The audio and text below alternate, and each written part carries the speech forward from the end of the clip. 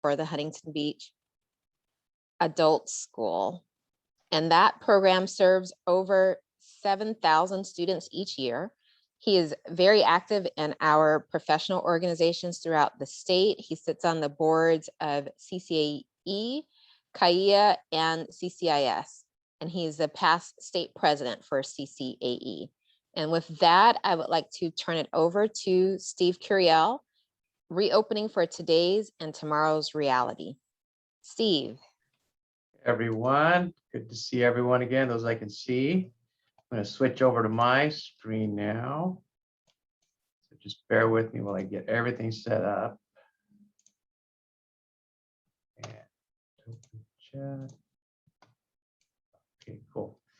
So welcome everyone. I hope you're having a good Tuesday. And I think most of you, or maybe many of you have already finished and graduated and are moving on to summer school or whatever summer looks like for you. So congratulations to those. For those of us that are still waiting to finish up, we're seeing the finish line and we're excited about moving into summer as well. My hope today is to share what we've gone through, the lessons we've learned, some of the things that we're planning for next year, but hopefully give you some insight and maybe help you avoid some aspects of reopening that we would have liked to have avoided back at the beginning of the school year. I can't believe it's been 14 months, almost 14 months since our school board closed our school doors for the first round. And then we had a number of closures, extensions, and so forth after that. So we've had some experience that I hope will be beneficial to you as I share it.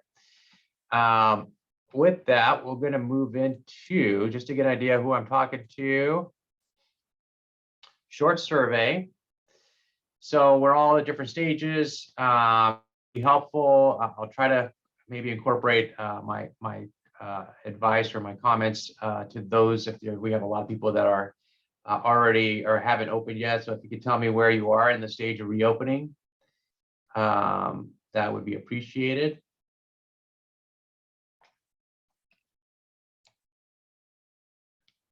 So completely online. I think some hybrids, some type of hybrids is winning right now.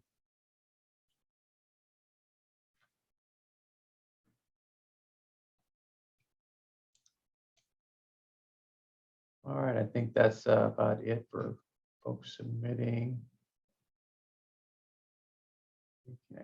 So, all right, so most predominantly over half are in some type of hybrid. So that's where we are right now. So I'll move into that to tell you where we are. And before I talk about the present, let me talk a little bit about our past and how we got here today.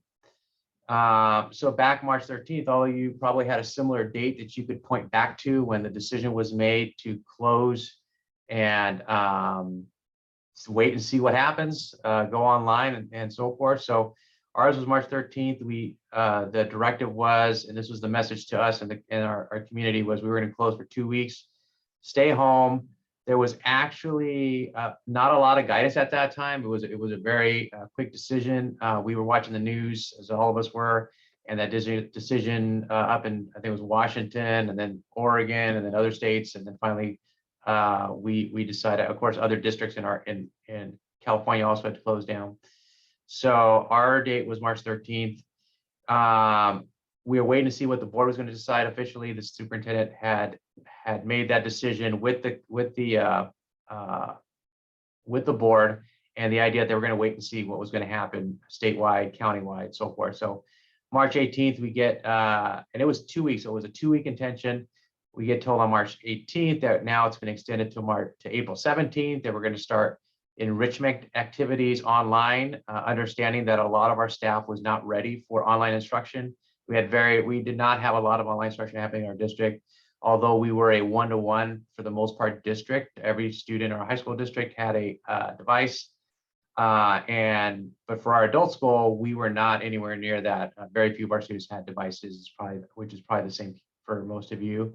And definitely the decisions being made were with the kid in mind. Adult ed was a second thought, and typically that's how it runs, and that's our kind of how it works in our district and probably many districts.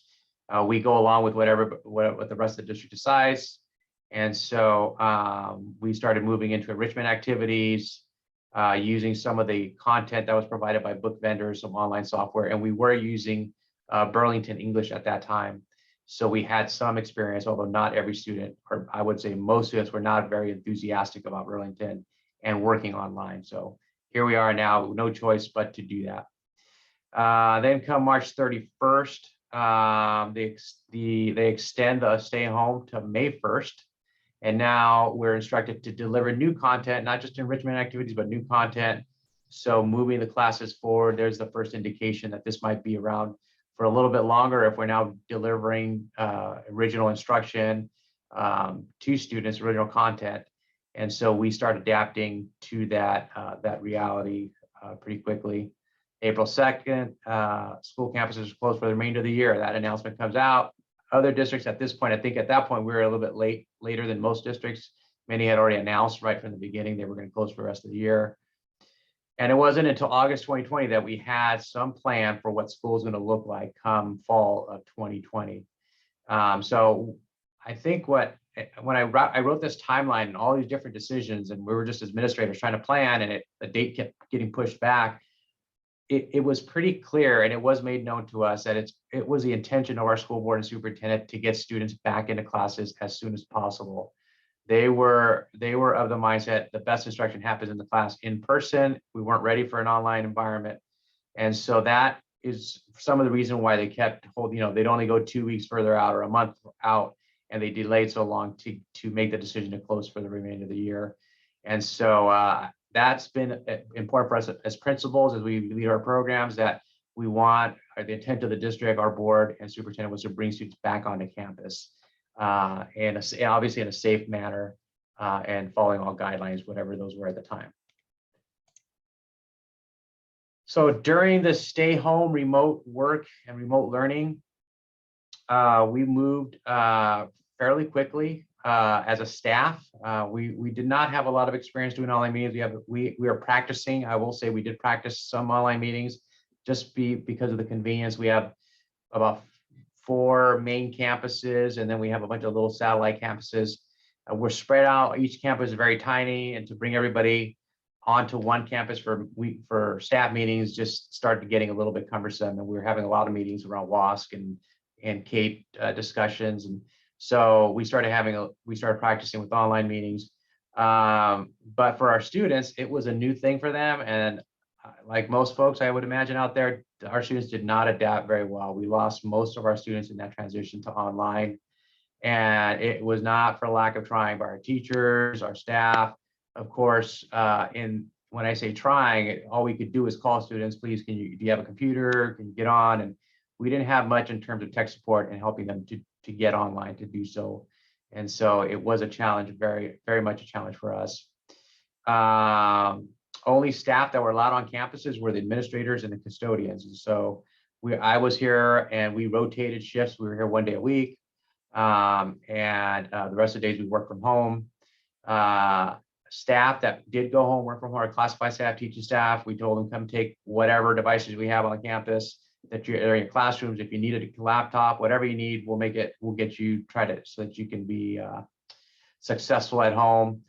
And then we started having weekly meetings and just giving updates of what's going on, trying to share with each other as our staff, teachers, and classified support staff what we're learning through the software that we had available to us. And at that time, we had Zoom, and we also were using Teams, Burlington English. We're trying to get students e-tested. So all those things you guys were dealing with, we were experiencing the same thing. Microsoft Teams has been our backbone pretty much for our program, both instructional and administrative, only because we already had a license for it. We didn't have to go out and pursue a Zoom license or Google licensing, or just the rest of our districts on Google, but they don't include us in that purchasing. We'd have to go off on our own. So we've stayed with Microsoft, and that's worked well for a school-wide, both instructional and administrative platform that everyone does everything in Teams and Microsoft products.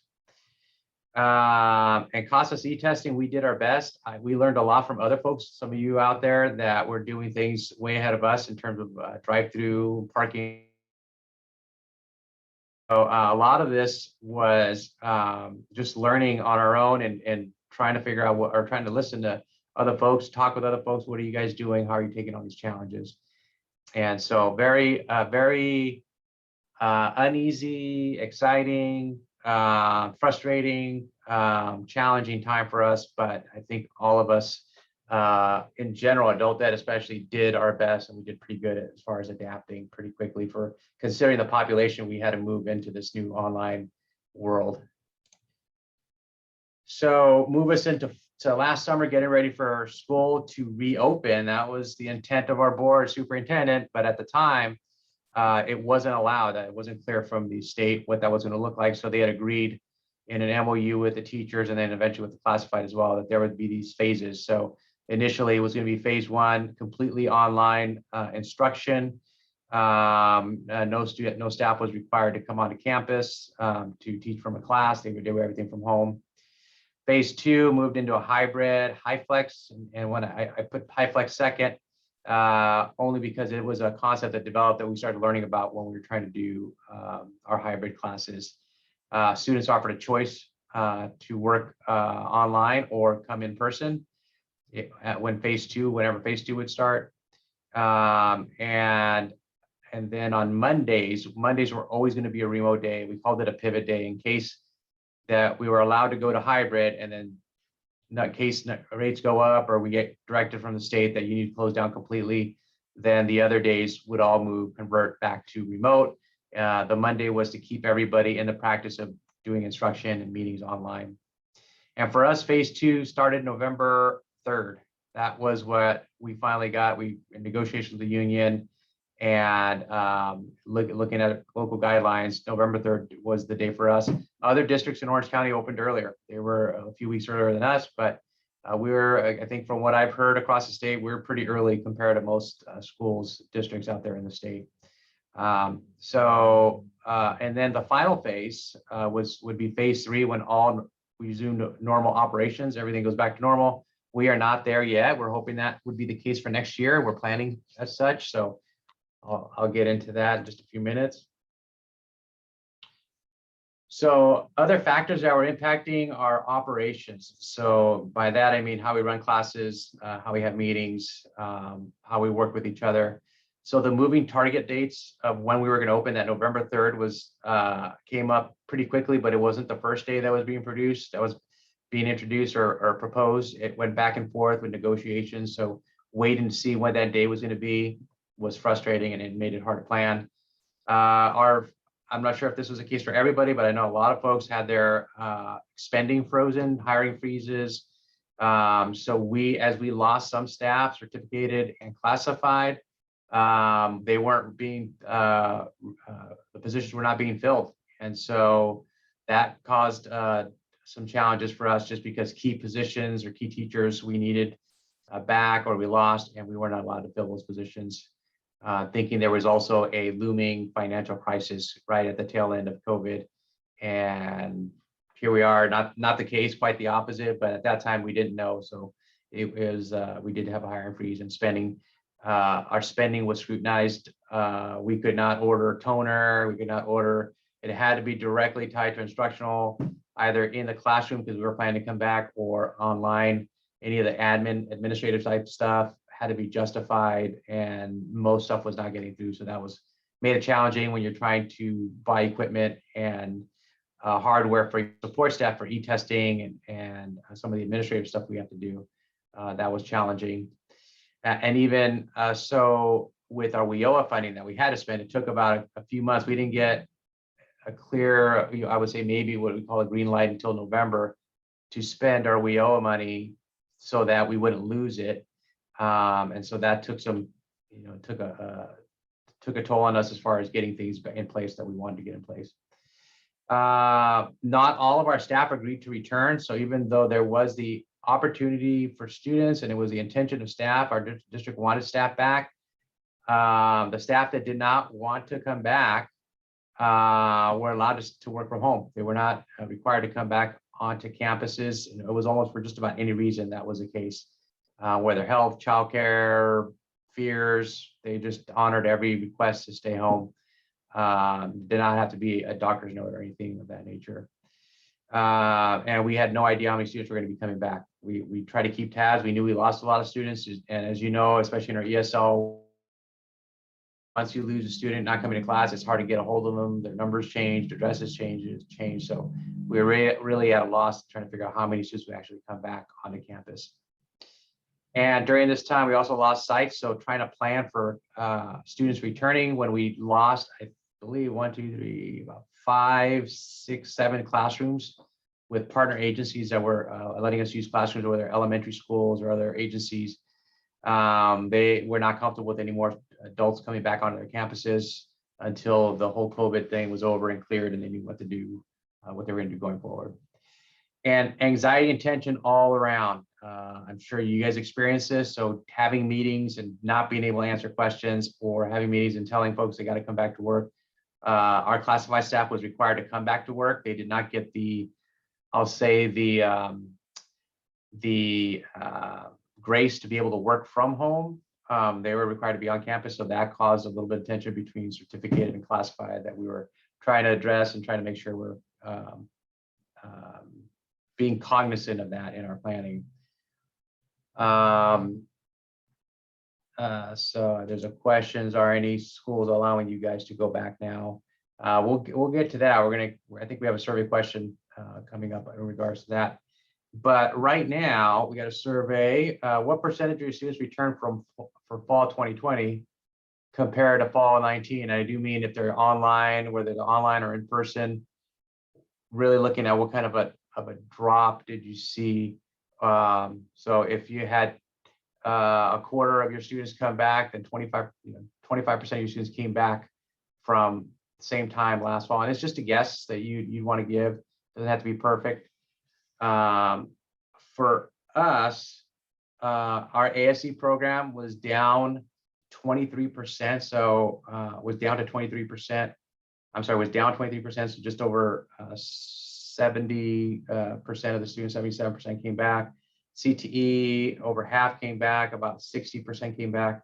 ESL, only 48% of the students came back. And so overall for our school was 50% return from fall, same time in October. And I ran the numbers. I had my data, my attendance person run the numbers, and looks like most folks are right there also in that 26 to 50%.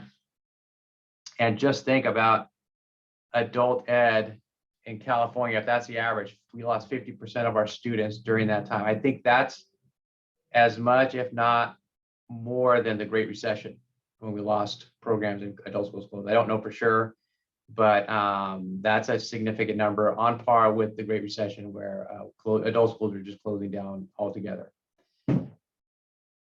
All right, thank you for giving some feedback there. One more poll. So is your enrollment currently increasing as COVID-19 rates are dropping? And that is one reassuring. I think that's got definitely our spirits are up here at my school. Folks are getting excited about that. Still doing the mask thing, following all guidelines, but definitely seeing increase in our enrollment. Students are coming in, more activity in our front office as students ask questions about adult school. And yes, it's Huntington Beach. We have students start coming in without their masks on. So that's a new challenge that we haven't had to deal with. It's always been, people were pretty good about no mask, but now we're trying to have to remind them they've got to have their mask still on, even though out in public there's not that need. So yeah, it looks like about almost half feel that their students are coming back. So that's a great sign. One of the things, and for those of you that are active in CCE and advocating for adult ed, I was asked, I remember being in a hearing testifying on adult ed back when the Great Recession, we're coming out of that, just before AB 86 or during AB 86, AB 104. And a question one of the senator or assembly person asked, assembly member, asked me is, where did all your students go that didn't come back? I thought that was an interesting question, because I think one, the answer is we don't know. Obviously, when students don't come back, we don't know, but there's this feeling, I think, from the legislature, they're out there somewhere. So what are you doing about it? What are we going to do about it? Those that have not come back, what are our strategies to get them back? And that is one of the challenges we're dealing with now. So I'll talk a little bit more on that later. And next slide. So come fall, when we started enrolling, having a plan to start them off first online and then eventually get them in person, we had to enroll students. So we had to talk about with our front office staff what that would look like. How would we be safe about it? And my admiration for my classified staff just went through the roof, because they were so good at working with us and coming up with a plan that they felt safe to support. They felt that it was good for students, and ultimately kept our school in business. And what we did was we had a drive-through process. And what you're seeing there is a photo from that time period where students were coming in, where we actually had all of our classified staff. Everybody was out there supporting. Everybody came to the one site so we could do enrollment. And we had different areas where students would stop and proceed through with checking in. Were they scheduled to come in on that day? Students were scheduled to attend. So we can kind of gauge how many students we had. I think we had up to 24 stations. And a station basically meant there was a table with a laptop, and they were going to do everything online as much as possible. We got really good at technology, tracking, having these shared documents, these Excel spreadsheets where we tracked all our students and what data was missing and so forth. Students, they parked, they got out of their car, sat at a table, and we did everything from the enrollment information. We gave them the e-test. We showed them how to log. We gave them an email account, showed them how to log in, and make sure they were able to get into Teams, because that was how school was going to be going forward. Everything was going to be handled in Teams in terms of instruction. And so my classified staff supported all that, and we're great about it.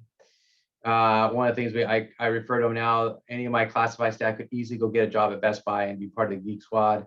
Their tech support skills are now amazing. They're very patient with students, and I think most of our staff have done the same. That in order to get students to register online, take an e-test online, go to class online, we have to get them through those challenging times of how do I turn the computer on, how do I turn the mic on, where's my mic, where's my how to turn my camera on, all those things. We figured out how to train students. We've developed videos and handouts. So a phenomenal staff that helped get us there and really set us up to get students prepared for online. And now I say that, and then I'm going to say that not every student was successful. So we processed, I don't have the numbers right now, but I know we processed a lot of students. The fact that they came to try was just a humbling experience. We saw our ESL students that were older in age, and first they were not speaking English at all or very well, and then also they didn't have the technology, and they tried, and some of them were successful. They were able to do it. They had support at home. Others just we didn't see come back after that. And so and then we had others that said, we're just going to wait. We're going to wait till everything goes back to normal, and let us know when you have in-person instruction. And we did develop a technology loaner program with a Chromebook and hotspot that students could check out, and they're doing that now. So moving in past enrollment instruction, what did that look like? And when we did get to November 3rd, we were preparing while we were doing our online, we prepared for and we're ready for this hybrid model. And as you probably all did, is put up posters everywhere. We used the ones that were provided by California Department of Health. I think this was from Department of Health, and put those everywhere. We had hand washing posters, face masks, 6 feet, know your symptoms. And so we definitely had signage up and had set up passive travel for students to minimize maximize social distancing and minimize interaction. We had sanitation schedules between classes when possible. This in some cases was not possible when classes were stacked back to back. One class finishes and you got 10 minutes for the next class, and we have 4 or 5 classes doing that. We couldn't just go in and wipe down before the next group of students would come in. It wasn't enough time. sanitize and let the sanitizing agents sit there for a bit. So really only happened in the middle of the day and then at night where we had significant breaks. I already talked about the posters everywhere. We did buy hand washing stations, or the district did provide us with hand washing stations that were outdoors so that students can wash their hands outdoors as often as they could. All classified staff were back on campus. That started the beginning of the school year. So they were already on campus directing students and helping our teaching staff as they came back as well eventually in November. Like I said earlier, on-site teachers are allowed, they were allowed to promote in-person instruction. I didn't say such a fear of coming back. Our intent was just to get the teachers back into classrooms, to get them familiarize themselves, reacquaint themselves with their classroom. We thought, and I think it did prove true, that once they were back in the classroom, there was an ease that came about being in a familiar area, recognizing a room, and just being on the campus. I think we had to get past that. So what the directive was is just come to class, I told students in an email and a message that went out to all of them that we're going to have classes, but I did not ask the instructors or direct instructors that they must tell the students that they can come back. I let them handle that conversation on their own. Some of them right away started promoting getting students to come back. Others kind of held off a little bit and didn't want to promote that right away. They were not comfortable. So a lot of students that they had stayed online. New students that we started, we held off on enrolling new students, but eventually the new students, we told them they had the option. So eventually they were getting students. And now everyone has some students coming to class. But we did hold off on enrolling for in-person enrollment just to give our teachers time to acclimate and coming back to class. And we implemented a HighFlex model of instruction so that students from home or students in the class had as close to the same experience as possible. And I'll talk a little more about that. But that is one great thing, I'll say there's some good things that came out, but one great thing came out was this new model of instruction. I think is going to work for us going forward, whether there's COVID or we're distance learning. I think it's going to be a good model. We hope, we cross our fingers, but I'll share a little bit more about that. But again, my teachers are also now Geek Squad members. They are been very good being in the trenches with students. Once they come to them, get past enrollment, they're the ones that have been helping their students figure out their computers, whether it's a Mac, a Chromebook, a PC, iPad. They're pretty familiar now with all, better than I am. And I consider myself pretty techy. Teachers now are skilled in technology and a variety of technology because they had to just to help their students get online. So November 3rd comes in, we're getting our groove. We got some classes that are up to, I saw a class that had about 12, 13 students in it. Other classes, there were no students coming at that time in November, early November. But then as the holidays were coming and COVID rates start climbing, and I'm one of those that has to go on every week on Tuesday, check what the numbers are because they get updated every week on Tuesday. What are the COVID rates, and then eventually turn in the hospitalization rates. It's probably not healthy for me to do that, but that's just my thing. I look at the data and try to predict what's going to happen, and numbers were climbing. Staff were reminding me, they were looking at those numbers too. And so we decided to stop our classes in person and just do completely remote because I could see the tension in my staff. I could see it now in my classified staff as students were coming onto campus. So I asked for permission to close our classes. I was granted that. These were adults a little bit differently. The argument I made with my assistant superintendent was our adults were a lot more at risk than the high school kids. Their decision was based on high school kids and what the guidance was for high school kids.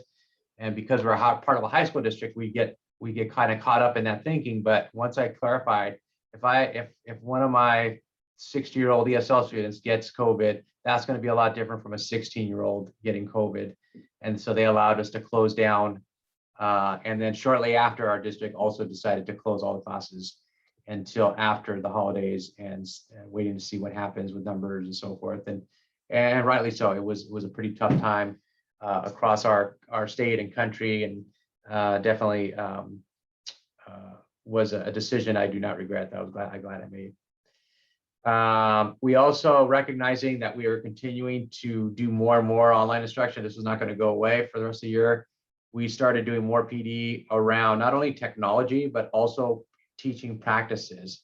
There's a book called The Distance Learning Playbook that I recommend if you're going to continue to do any distance learning at all, based on experiences from other states, other teachers that went to online early on in the pandemic, and just really gave some good insight into how do you manage a class with students, how do you engage, make sure you're engaging all students, what does feedback look like, how do you show empathy for your students, because they're also dealing with this at home. And so it's a really good book and had a lot of topics to help us deal with the reality of that time and the reality of now and what we're dealing with now. So we had a lot of Fridays. We did have a lot of WIO money that we still had, we're spending down. And so that provided us opportunities to do that kind of professional development. So a lot of challenges that we faced on our campus. So I'd like to hear what you guys are facing. And so I'm going to open it up, the chat room, and that I'll keep an eye out. People can post chats. If you want to talk, your hand raised. I think I can raise your hand, and definitely we can have some questions and maybe a little bit of dialogue. Steve, I see one question already, which is, what was the title of the book? Yeah, it was Distance Learning. Let me go back. Distance Learning Playbook. And they have a K-12 version and they have a secondary, post-secondary version too. So you can pick. I have both, very similar, but the book has video links to people talking about their experience as teachers with kids. The post-secondary one has college professors, I think, making similar comments. We use the K-12 version because that was the one that was given to me. And then once I was able to order it, I ordered the post-secondary one and handed a copy to all of our teachers.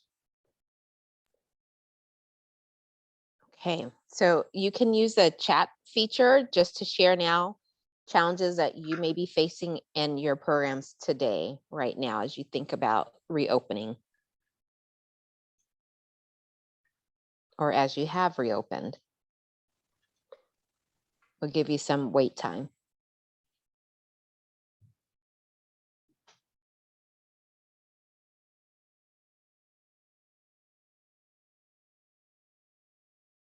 I'll say another challenge that we had, I didn't put in there, was at first, I think a lot of folks thought working from home was going to be great.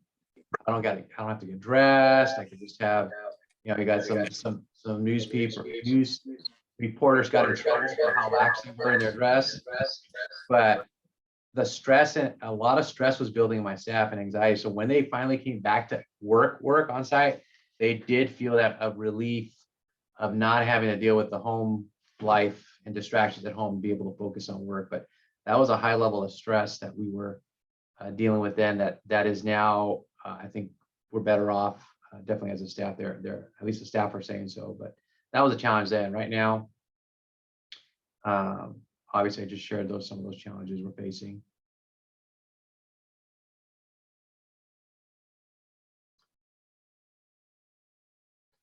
Lack of vaccines among students, the fear around that. Yeah, the vaccination status, I think that's still going to be played out in legislation. My suspicion is we'll have something because we do have vaccine policies for K-12 education. So we'll wait and see what happens around that. I'm trying to be conscious about keeping good new practices acquired for the last year rather than snapping back. Yes, definitely.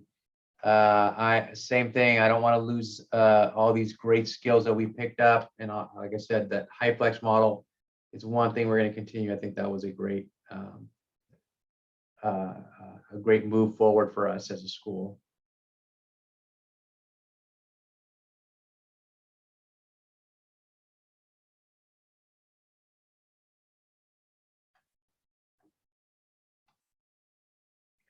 Do not have dedicated district classrooms for instruction.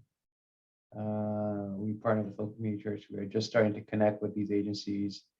Many have not been open for business. Yes, we have a little bit of that. We lost some classrooms. I have a meeting with one of our partners on Thursday to talk about what it would look like to start working together again and having some of our classes where they're over in their facility. So we'll see what happens of that. Funding concerns, districts give 5.5% raise. All right, Ed. So that's 5% for everybody but adult ed, or is I guess adult ed's gonna be part of that too. And we're only getting 4.07, so there's some, yeah, definitely, I think adult schools are gonna have some challenges there. Administrators are gonna have some challenges to try to figure that out. And well, good, I'm glad. It's a good problem to have, I think. I'd rather have that and not have to tell our staff, guess what, you're not getting the same raise as everybody else. So I think we'll continue to monitor that, and we, CC and KIA, and bring that up because that's an issue we pointed to the legislature. This would happen. I have not heard the term HighFlex before. I found this article.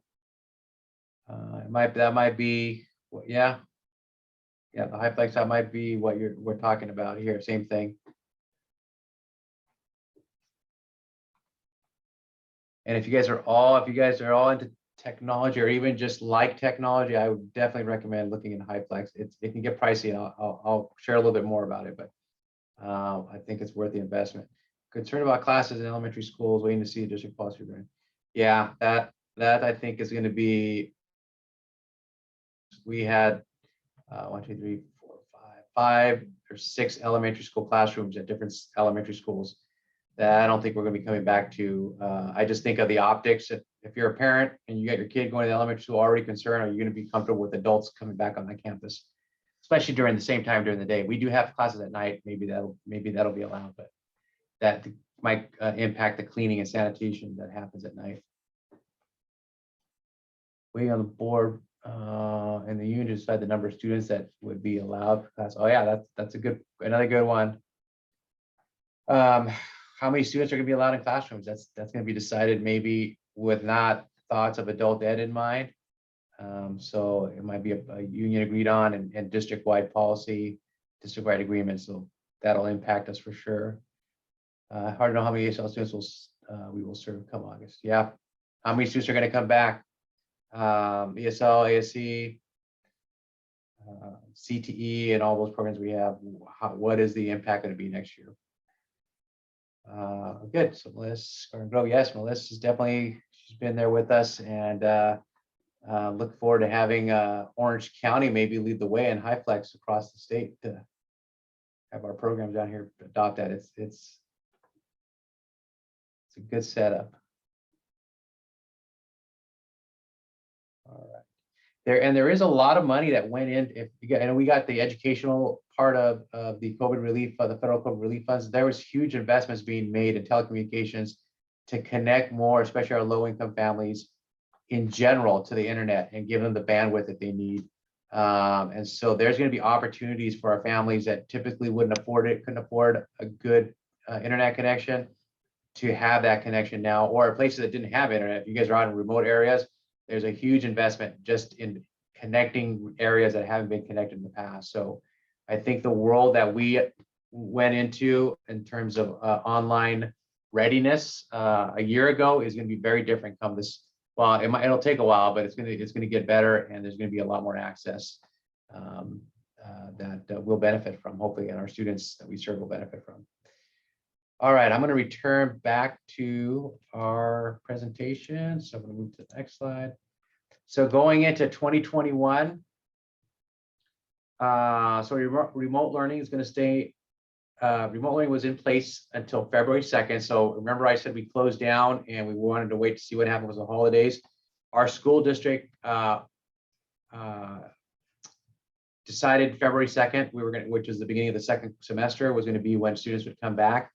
We as adult school delayed again with the same reasoning that our adults are a little bit more vulnerable, and we wanted to wait a little bit more for things to settle down, rates to go down. So we didn't open back up until February 23rd. All teachers were required now to come back on site, and they had to have, if they wanted to stay home, they had to have a doctor's note that was approved by the district to be able to stay home or meet whatever the state policies for staying home were. So it was a little more restrictive in who could work from home, work remotely. For our adults, school teachers, just about everyone, I think we only had one that worked from home. In-person attendance increased with new enrollment, so we started allowing new students to enroll in classes and participate in them. And a lot of them were coming back because they heard in-person was back. So they're coming in our classrooms. And again, we were set up with our hand washing stations, sanitizing schedules, signage everywhere, and obviously instructors telling students about the social distancing, which our classrooms were also modified to support. So we're ready for them. But we still kept the option for students to do remote learning. So whether they want to do in remote or in person or a combination of two, depending on whatever their life circumstances were, we supported that. And I think this is where we as an adult ed system are going to come out ahead in the idea that whether if a student has a problem, not just COVID, but transportation, childcare, sick with the flu or whatever else is going on in their life as adults, that there's an opportunity to engage in the class from their home or from a remote location and not have to make it to a campus. And so that just provides more opportunities for students, assuming that they can use the technology. And I think a lot of folks have now learned new skills. You got to go wherever you go now. It seems like you got to do something online. You're checking in, even ordering your food through a QR code to scan by your phone, and you're ordering off your phone.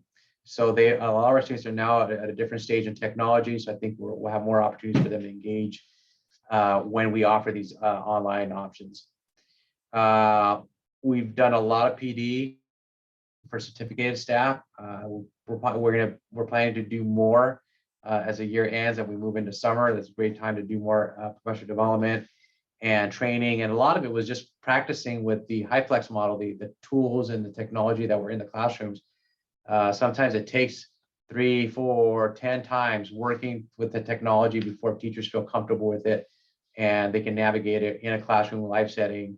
And again, keep in mind that in these hybrid models, HighFlex models, they're dealing with students that are at home, so they've got to keep the instructional practices in mind so that they suit those remote learners, and then as well as the students that are in class at the same time. So we'll continue to invest in professional development, and we have geared our staffing. So remember, we had staff that were positions that weren't filled.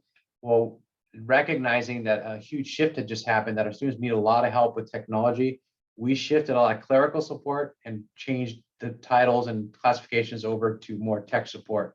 So we have some full-time instructional aid technology positions that we just filled just recently. They just started on Monday, so we're excited about those 2 positions. And their goal is their main job is going to be make sure that students and teachers are able to use the technology, and they'll be providing training wherever that's needed to help out. So this is all happened just up until this point.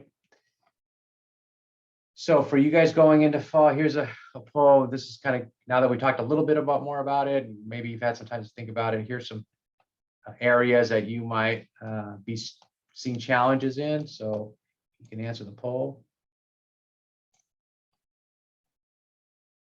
So what are the biggest challenges you see in fall 20? So enrolling new students, whether it's the process or getting them onto campus or finding them, implementing COVID-19 safety measures, whatever those are going to be. We're still waiting for that. June 15th. I think everybody's got their calendar marked for June 15th to see what the restrictions are going to be. And of course, I'm almost positive there will be a separate set of guidelines for schools come fall. So we'll have to keep an eye out whether they come out June 15th or come out a little bit later. I'm almost sure there's going to be some separate guidelines. Getting staff to return to class. E-testing continues to be, I don't know if anyone from CASAS is on, but I keep hearing, I know they're piloting video within CASAS e-testing. So there would be, you don't have to do Zoom, you don't have to do Teams or Google Meets. That's going to be built into CASAS TE. So that's a great thing once they get that done. Make it a lot easier to e-test online. So a lot of folks just getting students enrolled. Yeah, that's going to be the biggest hurdle, and having the right technology. One of the things that I want to point out as we move forward and as your districts, all of our districts are dealing with a huge influx of money. And I will say this, that I've heard it more than once from from number of districts that they do not know how they're going to spend all that money that they have. And then when we ask, and so my district has made that statement, and when I ask, well, can I get some of that money? Oh, no, that's for the kids. That's for K-12. And so that is actually not the case, that there's clear policy in each of the funding sources, both federal and state, that the money is allowed to be used for adult ed. And we just sent something out from CAIA clarifying that. So if you hear that and you want to know, where does it say that? So you can, because the first thing they'll say, well, you know, we can't do it because it's not allowed. But if my strategy when those kind of conversations, so what you're saying, whoever, business person, administrator, superintendent, that if it was allowed, then you would spend some of that money on adult ed. Now they're smart enough to not promise that, but I quickly send them the link where it shows officially that money can be spent on adult education. And I think it should be. If the fact that adult education is mentioned in these legislations is significant, in that legislators, policymakers recognize that adult schools are out there and our students need support as well, and the money was provided for them. So definitely don't let, make sure you ask. Closed mouths don't get fed, my secretary keeps saying. So make sure you ask if you can get some of that funding, especially if you have needs in technology, and be specific. Make sure you tell them this is what I need. And it always is helpful to tell them this is what I need and this is how much it costs, because that helps them in their decision making. A lot of the budget people know where that money's going, or they're going to try to put it. Steve, I had a clarifying question. Are you, I know enrolling new students came up, but I asked folks to type into the chat if it's really about enrolling students. That's a distinction between them. Yes, I lumped them together. I should have probably separated those. I think the biggest thing that I keep hearing from folks is that reaching out and getting to those students who don't know you're opening up, who we just can't, even our own students that have disappeared, getting a hold of them. And so that's going to be a challenge. And we have, and I think I have coming up, let me see here. So this is where we open up the chat. We talk a little bit about that. And so right now, I think recruitment of students is going to be the biggest challenge right now. A lot of our, at least in Orange County, we're seeing an outflow, at least in our district. I think most districts, we're seeing an outflow of students. And probably in California, we're just declining enrollment is everywhere. And we're not sure what the cause is. Well, I have my feelings it's more economy than COVID. That our students didn't necessarily go to private schools, but they went out of state just because of the cost of living is increasing. Housing is ridiculously expensive here in this area. So we've lost students in that. And if you think of our population, they typically tend to fall more in those that struggle financially. And so staying in California, staying in Orange County could prove challenging, and they might not be around. Any other ideas around that people want to share?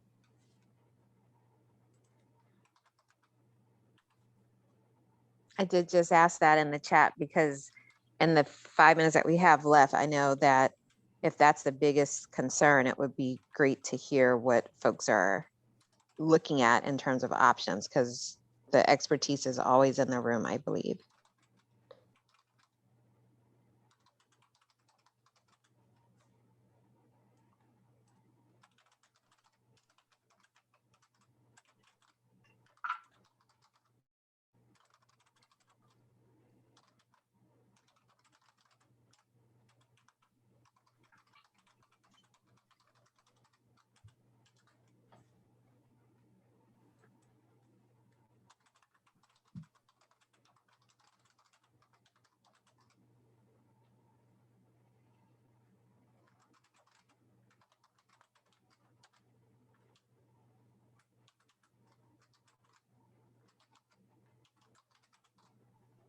A new census, yeah, that'll be interesting.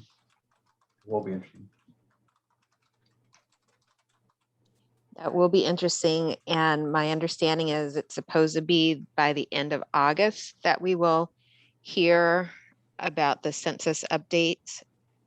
That's going to impact a lot in especially in the K-12 adult ed programs. Cool. Yeah, that's going to be, yeah. I think we had a big push in California because a lot of our federal funding is based on the census data. We wanted to make sure all of our folks are counted. District parent contact forms like Peach Jar. Okay. I love that, Laura. And I think that's really an untapped, and I've tried to engage with our district, and I can't say I've been too successful, but we know a lot of our students are parents, and we have a lot of potential students that are parents out there that I would love to be able to use to promote through our high schools. And I've been toying with the idea of sweetening the pot for our schools, that if they do so, they promote our program, principals, administrators, that somehow we run a class on their campus for something that's allowable. But yeah, if I can get them on our side and promote our programs, and that would help. That would be big for us. Social media and contacting all of those who dropped away during the pandemic. Yeah, we're in the process right now. We just started this week to start calling all those students for summer school and letting them know about our enrollment periods, our enrollment windows, where we're going to do on-site enrollment. All right, I'll keep an eye on that chat. I'm going to go to the last couple slides. I do have some things for planning fall. We are planning for smaller class sizes. 30 is our right now where we're being told that's the max. I don't think we're going to get any of our classes up past 30 based on what I've seen right now. Our numbers, our high attended classes were up in the mid 30s. So I think we'll be fine in terms of class spacing and social distancing. HighFlex option, I'll talk about that in a few minutes. But we will make it for those students that don't do work. If they say they're going to work from home, about mandatory days of attendance in person, because if the whole point is to learn English or get their diploma, get their credits, and sometimes we need to be that adult of accountability, and so we do incentives, I guess reverse incentives, punitive, if you will, to get students to do their work. So if they're doing their work online, great, but if they're not doing anything, then we put some pressure on them to come into class. All of our classes are being upgraded to support the HighFlex model. More staff development, student orientation is being adapted so we can do a hybrid one, where there's a component that's in person where we teach them the technology, but all the other pieces about engaging the school, support services, all the other stuff we used to do and tell students in orientation, that's going to be moved to an online platform. And expand our technology loaner program, get more students aware that we do have a loaner program for them to take advantage of. And so HighFlex, and this is the result of a significant amount of hours and frustration and stress from my assistant principal, Phil Villamore, who has just been just tenacious about pursuing this model. Both with the ordering, tracking the ordering of all the equipment, getting it through our purchasing department that had been impacted by stay home directives and COVID and not having access. Things were definitely slower at a district office, but the idea for this our HighFlex model is these two large screens that are in every classroom, and on one screen the teacher is teaching their lesson. Let's say it's Burlington English. They're interacting with the board. That screen is also being projected out to the students at home, just like where I'm showing you my screen right now. So the students in class see it on one big screen. Students at home see the instruction happening. The students in class on the second screen you see to the right, I might be getting them backwards, but the second screen on the right is demonstrating or showing all the students that are remote at home, work, wherever they are. So they're going to see a larger picture, kind of like the little boxes that we're all looking at right now in Zoom, if you see that, or I have my screen split right now so I can see all you guys if your camera's on. But they'll be able to see all the students and they can look at each other, because in the classroom, right in the middle, you can kind of see it in front of the screen, the main center screen, there's a little table, and on it is a camera we call the OWL. It's called the OWL, that has a 360 camera that has an audio tracking system. So it can track when somebody's talking, it'll move the camera over to them and put them on the screen so that the other students can see who's the one talking. It works pretty well, but it does not work perfectly. I'll say that. I think it's fair to say, and I know Phil has been working on it, trying to make it better. There's a little bit of delay in it tracking, but The students can see everybody in the class. So it does create that atmosphere that, you know, it's not perfect, but they get to see each other. And that's a big part of this. I know when we did Zoom and our Teams meetings, just seeing each other was such a relief, especially when we're stay home and not able to see each other in person. So yeah, we have these rooms set up and they're being finished off. A lot of equipment went into these rooms, and I want to say probably it cost us, and Phil would know better, somewhere between 3,000 to 5,000 per room to get all this equipment. And that's not to say that labor costs, because that's been one of our biggest frustrations. Is once you get it all, who's going to put it up and mount it and set it up right? We just didn't have the staff to do it. We thought we did, but we weren't able to. And so our district has been committing to doing so, but it's on their timeline. And you know, those of you guys that are in districts know what that's like. You kind of wait around as to whenever they can get to it. We also, there's an Elmo in the class so that they can switch between whatever's on the website or a book that they're working out of. They can project that onto that center screen and then everybody's seeing it. So it really is phenomenal to see that technology, but what's even more impressive is the instructor who's able to navigate that. Because I would go in there and I would mess it up. I know the first key I'd click would screw it up and I'd be, you know, half hour later trying to figure out what I did wrong. So our instructors have been trained and they're continuing to train and practice. So we have some lead instructors. So happy to show the room off to anyone. I mean, we're gonna have some summer classes. So if you guys want to come down and look at the technology, happy to show it off. With that, just 4 minutes over, and thank you. Any questions? Would love to hear any feedback or questions. I know Phil's on. Did I get that about right, Phil? 3,000 to 5,000 a class?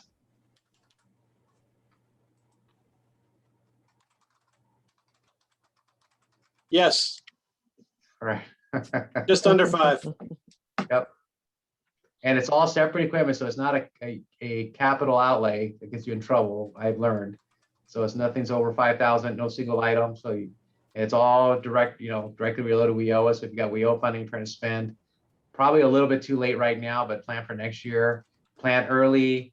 One of the other things that we realized is that everybody started buying technology. And so when we thought we were going to get these hours right away, they're back ordered, of course. And so just be prepared for that. I think it's getting better, but if it's ramping up, if orders are ramping up, then just be prepared for delays in manufacturing.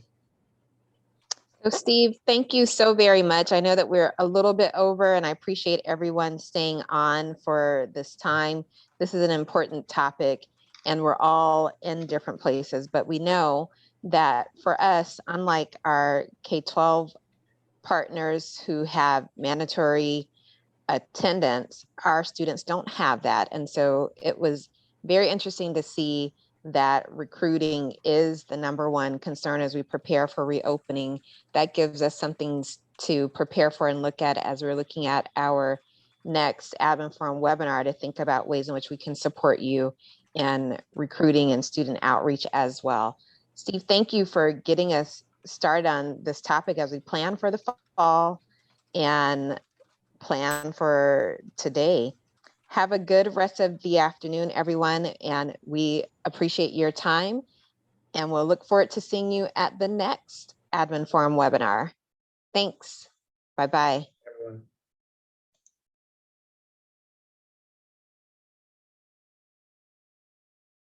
All right, Ellen.